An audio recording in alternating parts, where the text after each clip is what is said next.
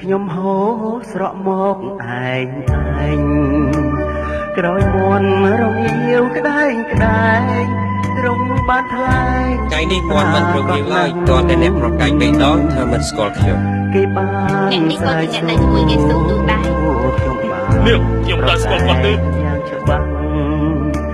ហើយគាត់ជាម្នាក់ក្នុងពួកខ្ញុំដែរទេខ្ញុំអត់ទេមនុស្សទូនោះម្ដងសោះហើយ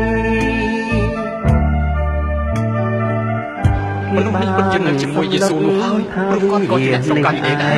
យជាញើជាតែចាត់អ្នកទីនេះមិនទេជុំបាយមិនហ៊ានខ្លាយថាបានចិត្តស្និទ្ធខ្ញុំលោបដើរតាមក្រោយដោយមិនហ៊ានប្រកិតតាមដានចង់ដឹករឿងពិតក្នុងចិត្តខ្ញុំស្ទើរដាច់ខ្យល់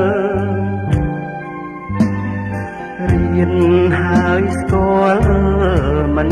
អស់ពីអង្គសង្គ្រោះៀងមកប្រោងប្រានដល់គ្រប់គ្នាគ្រប់អង្គអ្នកណា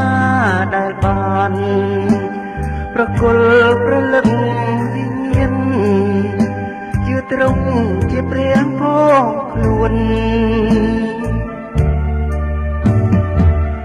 ខ្ញុំខំធ្ងន់ណាស់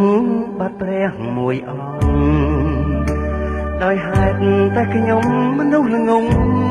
ពលតាមចង់ខុសមុខខុសក្រោយមានពាងច្រើនណាស់ជាពាងមនុស្សដែលទុនខ្សោយ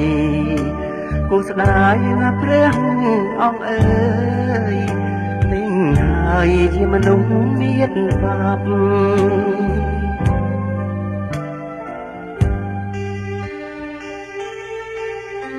ស៊ីម៉ូនខ្ញុំប្រើទូកអ្នកបានទេបានព